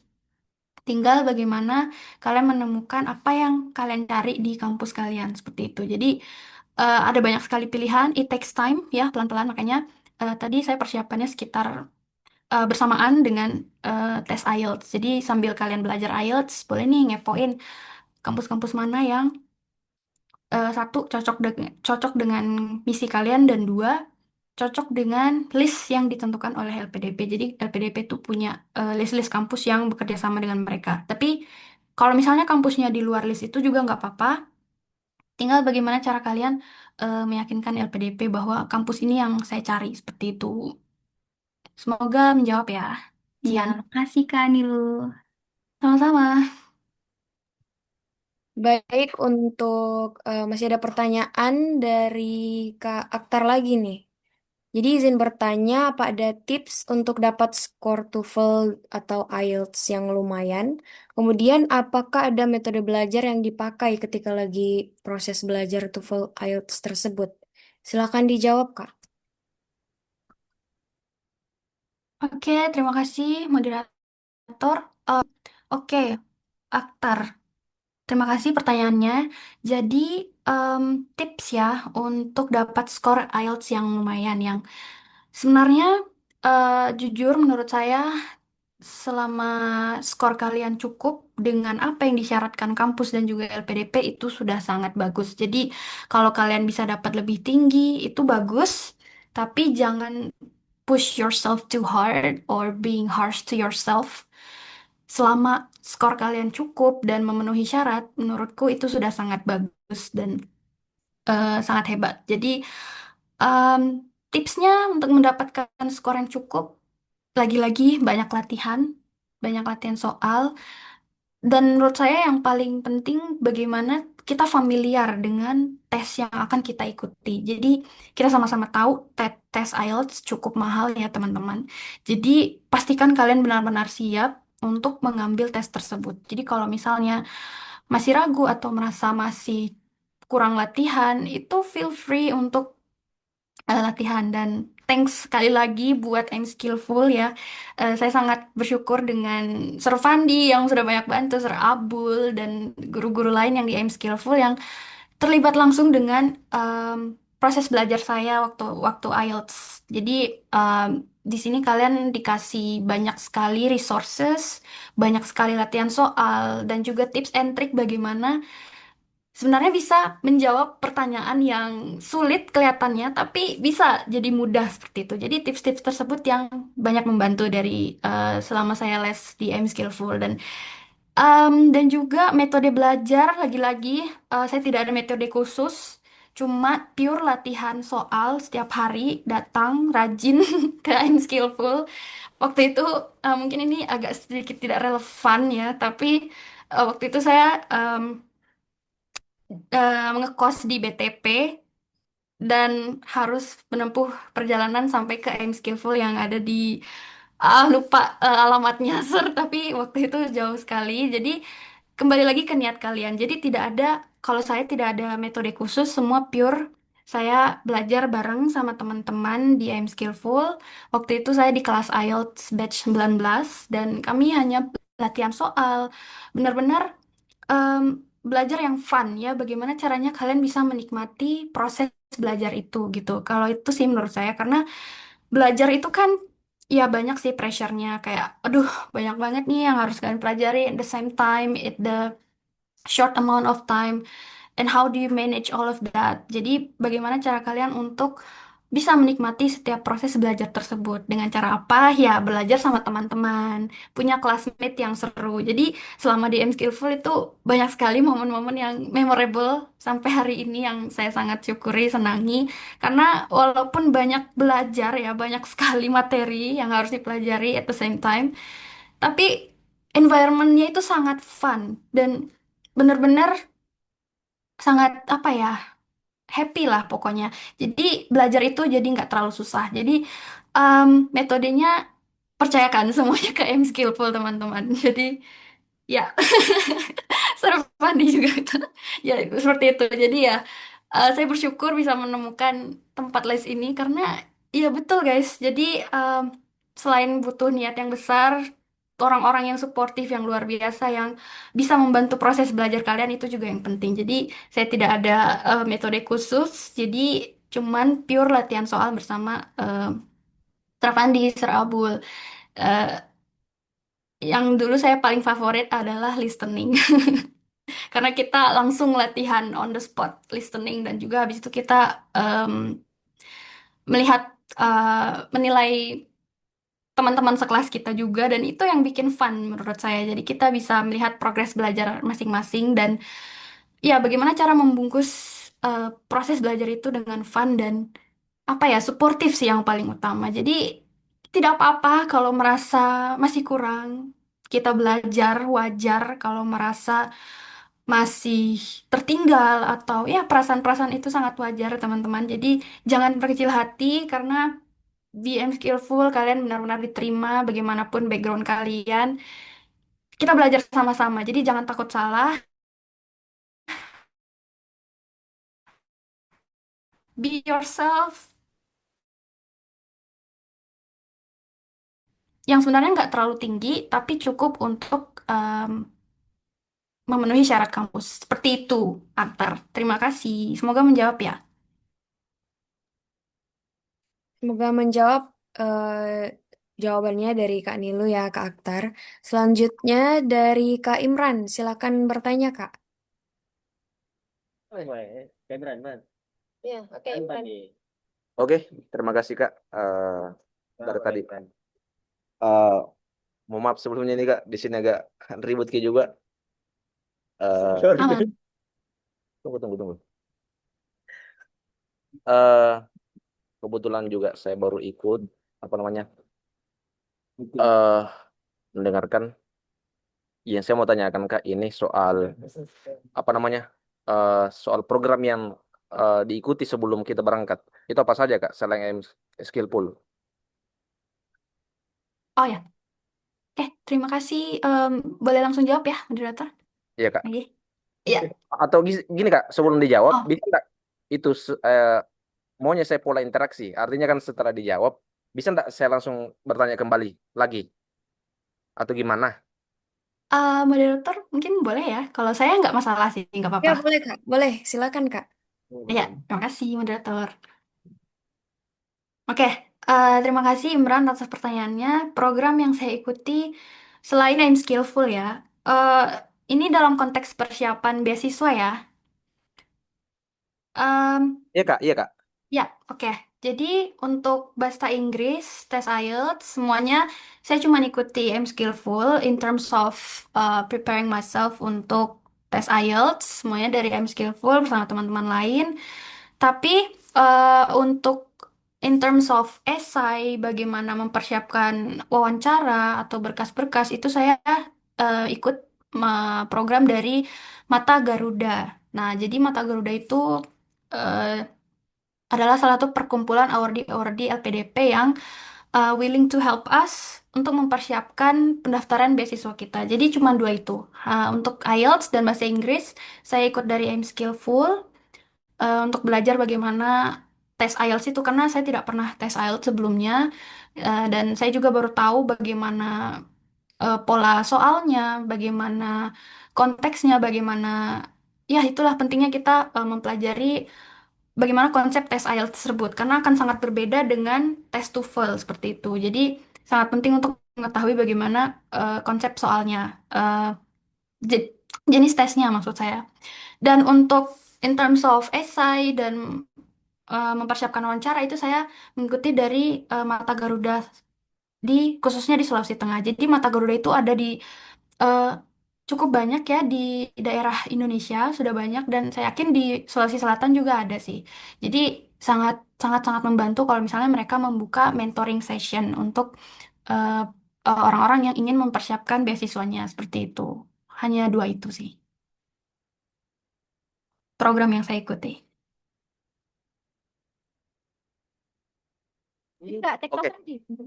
oke Kak. Ada lagi Kak pertanyaan saya. Ya. Ini kan saya biasa pernah dengar-dengar soal Mhm. ada semacam apa ya yang bekerja sama dengan LPDP. Semacam apa lagi? Ini, Kak. Ini Kak bertanya. Gini Kak, soalnya lagi rame di sini Kak. Maaf ya Kak. Ini Oh ya, nggak apa-apa. oke. Ini mau nanya, biasanya kan yang saya baca dulu di AAS itu ada program pengayaan bahasanya ya Kak. Terus Oh, ya benar, oke. buat program yang Kakak ikuti ini tuh ada program yang itunya juga atau enggak Kak? Karena Kakak kan Oh, LPDP yang kerja iya, sama iya, iya. AAS kan, Iya, sedangkan iya, iya. AAS sendiri itu ada program pengayaan bahasa. Apakah ada juga gitu Kak? Oke, oke, oke, paham, paham. Oke, jadi kalau dari yang difasilitasi oleh LPDP ya, oke, jadi ya benar di AAS itu ada pengayaan bahasa, tapi kalau LPDP setauku ada juga pengayaan bahasa bagi orang-orang yang mau mempersiapkan untuk tes resminya nanti. Itu bisa dari LPDP, tapi mohon maaf, saya tidak terlalu banyak mengikuti soal pengayaan bahasa karena setahu saya, kalau saya salah mohon dikoreksi, itu khusus untuk putra-putri daerah seperti itu. Jadi untuk salah satu jalur skema pendaftaran LPDP memang ada pengayaan bahasa yang difasilitasi oleh P. Tapi itu hanya berdasarkan yang saya dengar. Jadi kalau misalnya kalian teman-teman yang di sana penasaran, mungkin bisa langsung menuju ke websitenya karena setahu saya tidak semua skema pendaftaran beasiswa LPDP itu bahasa. Jadi pure kalian langsung mendaftar dengan sertifikat yang kalian punya. Jadi seperti itu. Pengayaan bahasa eh, ada syarat tertentunya juga sih dan setahu saya juga difasilitasi oleh PDP tapi mohon maaf ya kalau saya kurang apa ya kurang mempelajari soal pengayaan bahasa tapi setahu saya iya ada dan itu untuk apa ya untuk skema jalur pendaftaran tertentu jadi tidak semua jalur itu ada pengayaan bahasanya seperti itu tidak kalau ya AS juga pernah dengar itu bisa 3 sampai 6 bulan ya di Bali atau di mana ya di Jakarta mungkin Setahu saya ya. di Bali sih Kak itu. Oh, cuma di Bali ya? Oke, iya, ada. Tapi Hmm. mungkin akan sedikit berbeda dengan dari AAS ya. Oke, thank you ya Kak. Ya, sama-sama.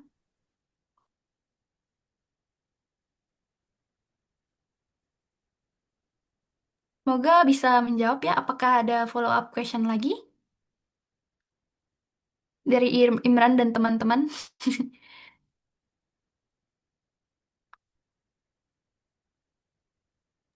Saya mungkin. Oh, oke, sir.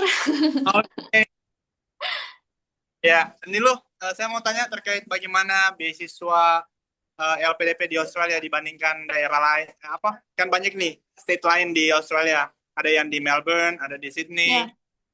Apakah stipendnya atau living allowance-nya mencukupi? Oke, Oh, karena isunya lagi kencang nih untuk beberapa iya, apa LA di Australia. Oke, di AS, iya, AS, Pure AS sudah begini LA-nya, LPDP masih tetap stagnan. iya, iya, iya, betul. Oke, daerah mana yang misalnya apakah di daerah di Melbourne itu cukup atau tidak? Yang kedua, rata-rata yang beasiswa LPDP di sana bisa saving nggak sih kayak gitu? Ya, Oke, sir. Oke, supaya jadi motivasinya mereka ini mahasiswa-mahasiswa. oke, siap, sir. Oke, terima kasih, Sir Bandi. Oke, moderator saya izin jawab ya. Ya, Langsung. silakan dijawab, Kak. Ya, terima kasih. Oke, Sir Fandi. Oh, menarik ini. Jadi, stipendnya iya benar kalau di Melbourne atau state-state lain yang di Australia itu jumlah stipendnya berbeda, Sir. Tapi tidak terlalu jauh selisihnya. Jadi, kalau di Melbourne itu ada di dimension soal LPDP sejauh ini masih sekitar 2.800 Australian dollar. Tapi kalau di Canberra, setahu saya itu 2.700. Jadi selisihnya tidak sesignifikan itu dan sejauh ini tidak terpengaruh sih, Sir. Setiap bulan, setiap 3 bulan sekali itu tetap sama jumlahnya, tidak terpengaruh oleh apa ya, isu yang kemarin itu, dan masih tetap cukup membiayai. Mungkin beda konteksnya kalau ini, Sir, kalau misalnya sudah berkeluarga. Jadi kalau yang masih single itu sangat-sangat cukup sih menurut saya, karena yang paling besar mungkin bebannya di accommodation, karena accommodation di sini apalagi di Melbourne itu cukup kompetitif, jadi sangat susah untuk mencari tempat yang em, sesuai. Jadi yang paling mahal sejauh ini di stipend dan di maksud saya di accommodation, dan bedanya sih nggak, selisihnya nggak terlalu jauh, Sir. Terus apakah bisa menabung? Bisa, sangat bisa. Jadi kalau mau masak harus rajin memasak. Bagaimana kalian? Ya, itu tantangannya tersendiri sih. Saya masih belajar juga untuk memanage. Tapi kalau mau menabung itu sangat sangat bisa. Apalagi masih single, belum berkeluarga. Kalian hanya pusing mengurus diri sendiri. Jadi gitu, Sir. Jadi kalau misalnya mau memasak tiap hari itu sangat-sangat bisa untuk berhemat dan bisa menabung seperti itu. Jadi itu sangat lebih dari cukup, karena mungkin kalau case-nya berbeda, mungkin sudah berkeluarga, mungkin eh, lebih beda cerita ya. Tapi kalau di kasus saya, ya sangat bisa untuk menabung, sangat possible lah untuk bisa berhemat, dan tapi bukan juga frugal living yang kronis ya. Tetap bisa have fun, tetap bisa em, jalan-jalan sama teman-teman, tapi memang di batas yang normal. Jadi kayak pintar-pintarnya kita untuk memanage keuangan. Tapi kalau untuk isu yang kemarin, alhamdulillah dan tepat waktu juga, dan ya bisa menabung juga, tetap bisa. Tinggal bagaimana kita memanage keuangan kita seperti itu. Jadi ya begitu, Sir. Kalau kalau boleh tahu berapa akomodasi sekarang? Oh, yang termahal itu, Sir, bisa tembus 2.000. Tapi kalau ya, Sir, kalau kalau studio dan ada WC-nya di dalam, terus ada dapurnya, itu rata-rata mahal, Sir. Apalagi kalau di dekat CBD, dekat pusat kota, itu bisa tembus segitu. Itu bayarnya per bulan. Tapi biasanya hitungannya per week itu bisa yang paling mahal 400 sampai 500. Tapi kalau tempatku, Sir, sekitar 1,3, dan itu WC luar dan dapur luar. Jadi ya pinter-pinternya kita mencari akomodasi yang sesuai dengan apa yang kita pengen. Jadi 1,3 maksudnya 1.100. 1.300 $1.300, so. Oh, Ya, berarti masih masih ada sisa 1.400 ya? iya, Oh, iya betul. Ya itu yang dibagi-bagi, Sir. thank you Nilo. Thank you so much, Sir. Oke, masih ada lagi teman-teman yang ingin bertanya atau sudah tidak ada?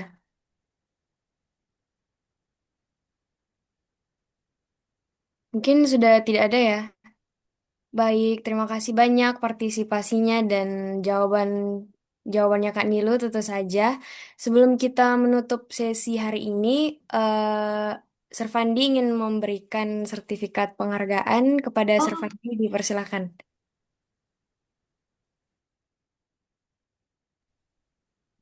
Ya, untuk Nilu ini wah. sertifikat dari kami. Dan Nilu, kalau ada teman dari Palu misalnya, kami kasih voucher belajar kelas offline di kami untuk free Oh 1 bulan. my God. Jadi sisa belajar 1,5 juta, 1,5-nya gratis dari kami. Jadi silakan Nilu berikan vouchernya mungkin ke siapa yang membutuhkan. Oke, this is for you. Oke, semua Oh my God. gitu. Ya, silakan diklaim sebelum akhir tahun atau awal tahun ya.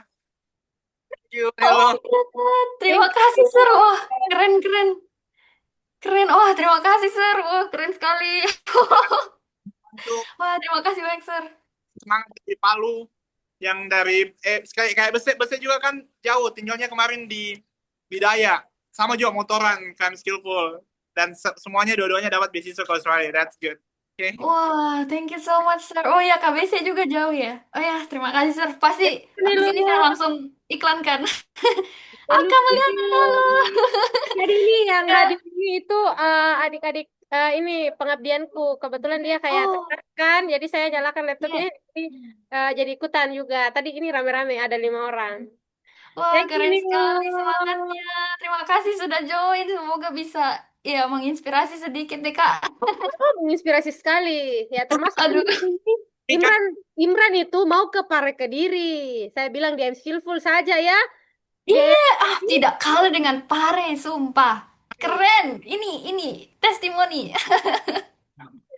I'm skillful, guys. dia Terpandang, dia juga Imran. mau di mana Imran? Mel apa Imran? Dia mau di mana? Oke, makasih nih lu ya. Oke, terima kasih Kak Mulyana, Terpandi dan teman-teman. ya, thank you ya. Kita foto dulu satu kali kayaknya. Foto Iya. aktifkan kameranya. Silakan difoto operator di screenshot.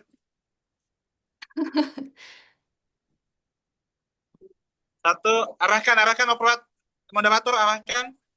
Satu, Baik, 1, 2, 3. Sekali lagi. 1, 2, 3. Baik, terima kasih. Terima kasih.